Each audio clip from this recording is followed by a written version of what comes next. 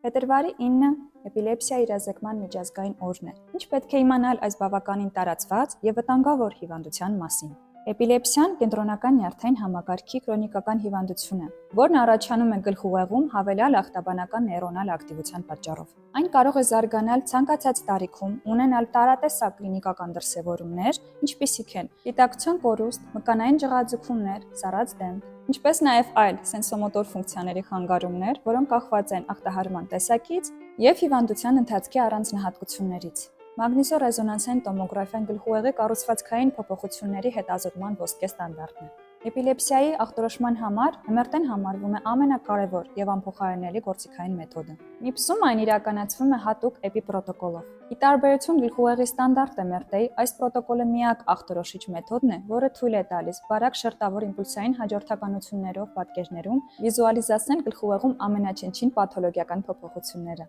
Եվ վերջում նշեմ, որ MRT-ն բացարձակ անցավ ոչ ինվազիվ եւ ոչ ճառագայթային ախտորոշման մեթոդ է։